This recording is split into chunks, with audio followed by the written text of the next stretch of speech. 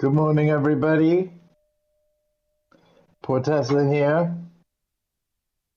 I am playing one of my favorite games of all time. Literally, like the favorite story I've ever played through, and I've said that ever since like 2013. So, yeah, excited to dive in. Sorry, I was just reading a message. And yeah, I'm wearing my favorite shirt too, so a lot of favorites today. A lot of favorites. Without any further ado, we're going to dive in. And here's the thing. The Last of Us Part 2 was the very first full playthrough, beginning to end, that you saw on my Twitch channel. A lot has changed since then. Hello, Hardcore FGC. Hello, hello. Hoping I'm sounding good. Of course, the volumes are the same as they were in my previous stream, finishing Resident Evil 2. Normally I wouldn't be streaming on a Friday, but we are absolutely going to stream this on release. I'm perfect. Excellent stuff. Yeah, there's a couple of things I want to say just before we begin. So, yeah. Last of Us Part 2 was the very first playthrough that you saw beginning to end on this channel. Way back on Last of Us Part 2's release day on the 19th of June 2020. Back then, I had it in emo-only mode because spoilers had leaked online and I didn't want the ride, the emotional journey of the game spoiled for anyone that wanted to experience it raw, unspoiled. And it was weird, only having VIPs and mods able to talk in chat, but I think it was the right call. I'm not going to do that with this playthrough. The Last of Us is, over 9 years old now. People know the story, right? Those that have played previous versions. However, I'm really glad this game exists because I was quite... When Naughty Dog released their video explaining why they made this, that while they were working on the flashback scenes in Last of Us Part 2 that flash back to parts of Last of Us Part 1, and with all their upgraded tech, they saw how much better the scenes of Last of Us Part 1 looked. I can understand their desire to remake the entire of Part 1 with all that new tech and really taking advantage of PS5. And also, it makes sense for their first PS5 game to be a less risky project, in the sense that Last of Us as a game is already like a thing. It's already written, all the level design is already done, all this kind of thing. So all they have to worry about is getting it running well and learning how to take advantage of the new features of PS5, so that they can better prepare themselves for whatever the next game is going to be. Shout outs to the Last of Us multiplayer mode, which is apparently going to be a separate game in the future. Super excited for that. I think that's why the Factions multiplayer is not in this remake. But yeah, I'm really excited to dive in, and sorry for all the ramble. But before we even start the story, I'm actually going to go through all of the accessibility features included in this remake as well. I personally, even though I am a disabled gamer, I will not need to utilize any of these, or so I think. But I'm so glad they're there, and I just want to make it possible to, I just want to make it make everybody aware of what's possible, rather. And yes, Corey, I already saw your message, so that's awesome. Um, yeah, I did already read it. That's why I looked at my watch a few minutes back, saying I was just looking at my messages. Don't worry, man. I see you. Um, Thank you, man. Yeah. My watch is not broken. Hardcore. My watch is not broken. Uh, but yeah, we're gonna basically play one of my favorite games ever while wearing my favorite shirt. It's gonna be a good time. But yeah, we're gonna look at the accessibility settings in full, and then what I'll probably do for the VODs, I'll do like I did with part one, where the first VOD is gonna be this rambly intro plus accessibility settings. Then the second video in my collection, as Twitch call it, when I make the VODs of this stream, the second video will actually be the very start of the story. So if you want to skip this ramble I'm currently doing, if you're watching this after the stream is long over, just go to the next video in the line. All right. So we're going to go with English UK text and English US speech because they're the default options. I Screen will reader not. off. Enables narration of on-screen text. Oh, damn. Left and right directional buttons. Change. That sounds like a very wonderful screen reader. You know what? For the sake of going through the accessibility settings, let's maybe have that on. Screen read text speak continue. Resize the markers until they fit in the corners of your screen. Oh my. Up directional button, enlarge, down directional button, shrink, X button, continue, circle button, back. For my screen, that's correct. From my screen, this is showing everything. Yeah. Yeah, this is showing every pixel right here. Oh, yeah. Oh, no, okay. If I've misspoke again, I'm sorry. But yeah, the accessibility features of part two. Oh, and wait, no, I get what you mean. So yeah, on my VODs, obviously I will split this off into parts. This will kind of be part zero. I'll look into the accessibility features. And then the video underneath, the VOD underneath, will be part one of the playthrough. But in terms of the live thing, it's all part of the same stream. Up directional button, enlarge, down directional button, shrink, X button, continue, circle button, back. But yeah, these accessibility features we're about to look over. X button, select, circle button, back. Cool. Rendering mode, performance, adjust the resolution and frame rate. Fidelity, favor resolution over frame rate, 4K, 30 Hz, target 30 FPS. Performance, balanced resolution and frame rate, dynamic 4K or 1440p per video output system settings, 60 Hz, target 60 FPS. We're definitely going performance Left mode. and right directional buttons, change, bright, HUD, continue. Here are some common features you may want to adjust before playing. A comprehensive list of adjustments is available from the options menu. Continue. X button, select, circle button, back. Oh, this is beautiful. I'm just gonna let the lady talk for herself. Subtitles, story dialogue, enable subtitles for spoken dialogue. Story plus combat dialogue. Yeah, we're going with that. Medium, background, off, in default. Darkened, default, off. Yeah, I don't want a background. On. Displays the name colors, off, on.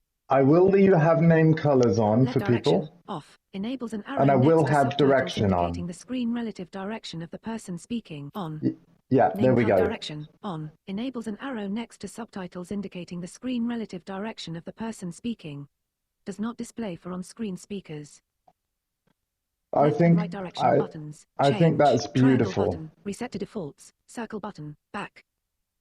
So yeah, if you look at like the preview down below of our subtitles, for the people watching this back, I think that those settings for the subtitles, are we happy with that?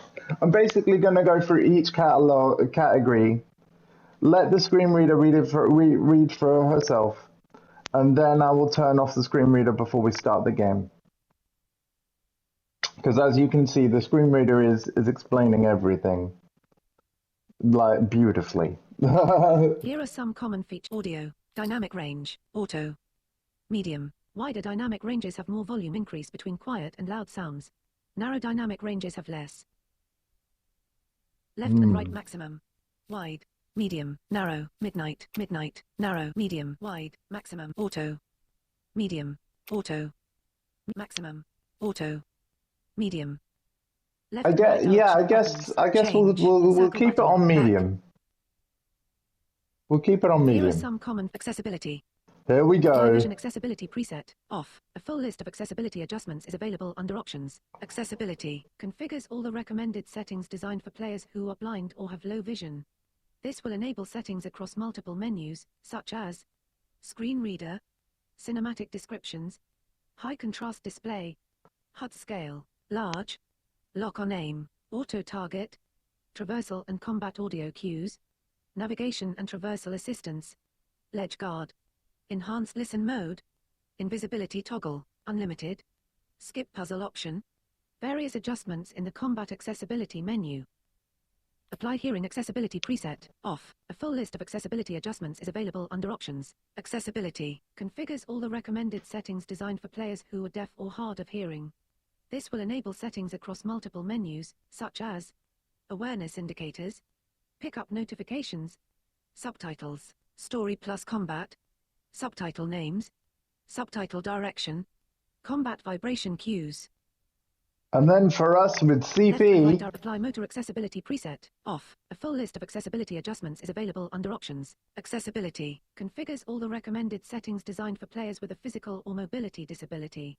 This will enable settings across multiple menus, such as Lock on Aim, Auto Target, Auto Weapon Swap, Auto Pickup, Camera Assist, on, Navigation and Traversal Assistance, Ledge Guard, Infinite Breath, Repeated Button Presses, Hold, Melee Combos, Hold, Weapon Sway, off, Skip Puzzle Option, various adjustments in the Combat Accessibility menu. excellent. Here are some common So what we're features. going to do now X is I'm going to go select, back. Continue. Resize the markers until they fit in the corners of your continue. Speak text screen We'll reader turn off. off the screen reader now. Everything else it's saved. And then I will go into the deeper accessibility menu in a moment. All right? Performance, yep. Our subtitles look as they should. Yep. Audio medium, yep. Continue. Oh boy. There it is.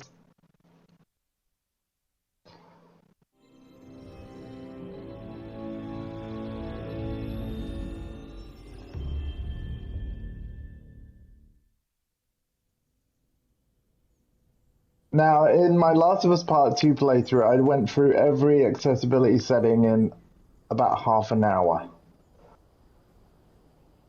It might take longer with this one. Although, again, the screen readers told us most of it. Let's freaking go! Almost, man, almost. I want to showcase everything, but I will be quick about it. And this time, I'll do the talking. But yeah, you get the Last of Us main game and the Left Behind DLC. They recommend you play through the Last of Us first. Let me get my audio levels right in my ear, baby. Let's that Gustavo Santaolalla or Santaolalla soundtrack. Apologies for if I mispronounce that legendary name of that legendary man. Options. Ooh, DualSense. Listen mode, hold, yeah. Adaptive triggers, bow resistance, hell yes.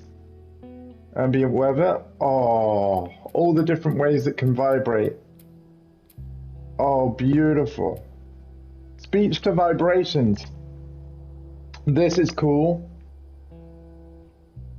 The window looks beautiful. When enabled, spoken dialogue is also played through the DualSense controller as vibration, allowing the player to feel how a line is delivered. So if somebody is deaf, you know, if someone is shouting the line, like, "It is over, Tess!" Minor spoiler there. You're gonna feel a stronger vibration during it is over tests compared to like the following line. Like, we tried. Now let's just go home. Would be a lighter vibration in comparison. You can also adjust the intensity here though. Like once it's on, this slider will unlock. There you go, you just saw it. But yeah, let's just look through other stuff in accessibility, shall we? You got alternate controls, and I will skim through some of this. Hand wheel input can be the left stick or the right. Oh, left stick or just hold the stick in any direction. Wait, how? Oh no, you hold triangle. Okay, so you could turn the wheel or just hold triangle. Melee while aiming. Press square to melee while aiming. This will disable shoulder swap, since if you have this setting off, square would be how you shoulder swap. So you can choose between being able to swap which shoulder the camera's positioned on, or yes, hardcore, or you can melee while aiming. Repeated button presses, you can change that to hold. I know a lot of friends that will appreciate that. Melee combos can also be set to hold. Aiming mode can be turned into a toggle, so you just tap the aim trigger once, and then you'll be aiming until you tap it again.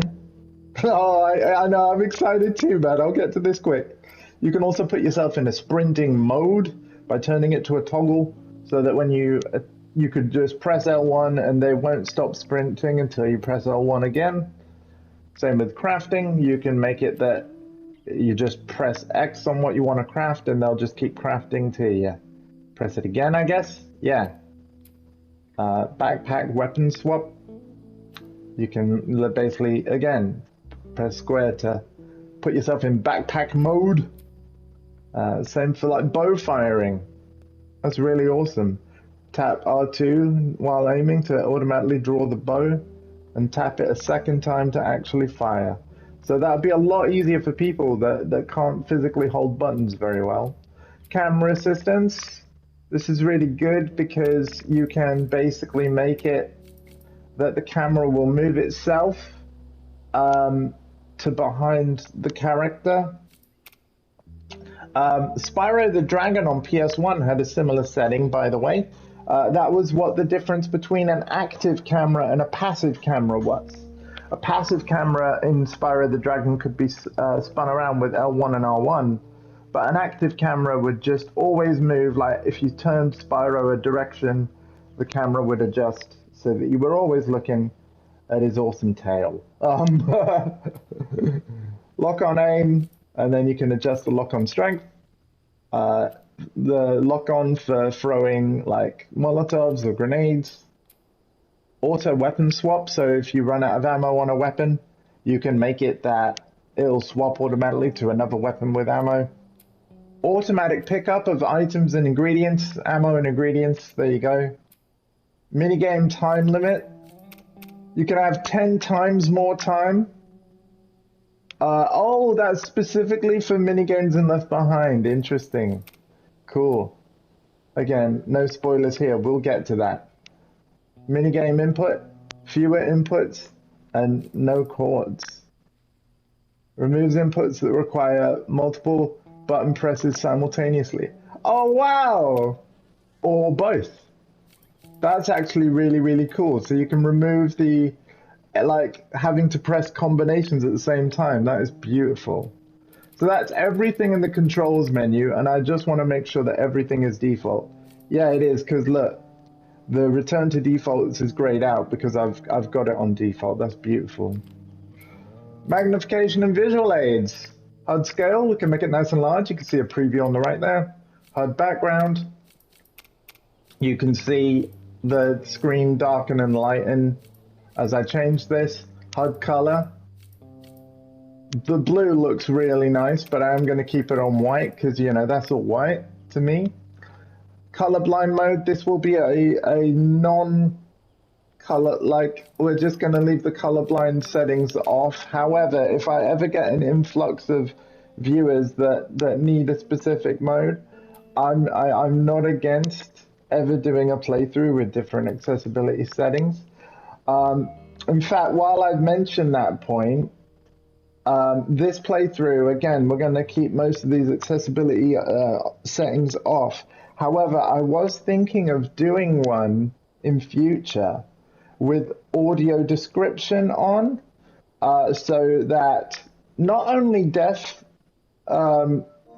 not only blind people could enjoy a playthrough of mine, but also lurkers, right? I was thinking of doing a radio play edition of Last of Us at some point if there was enough interest, meaning that you would just be able to have the stream in the background. You could go about your day and you could listen to the entire game. You wouldn't need to actually watch. That could actually be really quite cool, quite unique, and I wouldn't say no to that in the future. We've got high contrast display stuff. This looks really cool. 3 different settings. A screen magnifier, you use the touchpad to use this. Translation prompts. Enables, so you press triangle to translate prompts for in-world text. When set to auto, it's automatically enabled when a non-English text is selected or if screen reader is enabled. Or you could turn it on explicitly. Beautiful. Again, we're going to keep all these visual aid settings default. Motion sickness, you can remove camera shake, motion blur. You can adjust the camera distance, the field of view. You can remove full screen effects. And you can have a persistent centered dot to help you focus on the middle of the screen if you need it. Beautiful. Navigation and traversal. We're getting through it now. Navigation assistance, for anybody that gets lost in games or isn't sure where to go next, navigation assistance is a wonderful setting to turn on. You basically will just click the left stick as a button, and then the character, Joel, will turn to face whatever direction you need to go. And there'll be an arrow pointing in the in-game world, kind of showing like, go this way. You can see in the image on the right there that there's a gap in a wall, and so it's basically gonna, if Joel was facing the complete opposite way, if the camera was the complete opposite way, click in L3 once, would spin him round, put an arrow on screen that would disappear when you get close enough. You'll be able to get through the whole game with that. And then there's traversal assistance. This basically simplifies the inputs so that you don't have to press X for difficult jumps. It'll do it. Press X to automatically perform certain difficult jumps. Automatically climb ledges and squeeze through more small gaps. Automatically vault small obstacles while on horse. And automatically sprint in certain encounters. That's lovely. Ledge guard means that you can't ever walk yourself off the ledge. That would kill you. I think that's really good. Then there's an enhanced listen mode. Enables the ability to scan for items with circle or enemies with square while in listen mode. Send out a scan targeting, triggering audio cues at the target's location. The pitch of the sound changes based on the target's height relative to you. Oh wow, that's amazing. If navigation assistance is also enabled, pressing L3 while in listen mode will direct the player towards the most recently scanned item or enemy. Oh wow, and then you can change the range and the scan time. So how long it scans for and how far it scans. Infinite breath and the skip puzzle option, which even though I'm going to leave this off, if we do get stuck, like if, for example, there might be a story blocking progression bug, because I heard like there was one at the university regarding a generator. If we do encounter that, I'll be able to pop into the pause menu, turn on the skip puzzle option switch, skip that section of the game, and then immediately turn skip puzzle option off. However, This issue might have been patched by now. We don't know. We'll find out when we get to it. Screen reader and audio cues. We've already heard the screen reader. She's fantastic. You can get cinematic descriptions. Again, this is what I was talking about earlier. I might do a playthrough with cinematic descriptions if I ever have enough interest for it. This provides a spoken description of key visual elements in a scene. And then you can also have traversal audio cues, combat audio cues, combat vibration cues, again in the DualSense, speech vibration cues in the DualSense. And then we can adjust the audio volumes. And there's an audio cue glossary. Oh, I can get a preview of what all the different noises are and what they mean.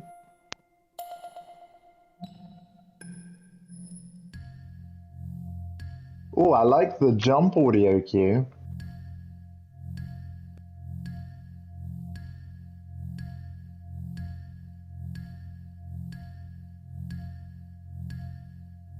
Sorry, the musician in me is kind of making music out of that. Sorry. That was cool. That was a cool way to start a track. You know, I was just thinking, you know, put 4 on the floor, right, and a good 808 kick on top of that, and then you know we got the makings of a hit there. Combat accessibility. Sorry. So when this is on, you can make it that hostages don't escape after you grab them, or you can make it that allies never get grabbed. Enemies don't flank. Reduced enemy perception, reduced enemy accuracy, invisibility toggle.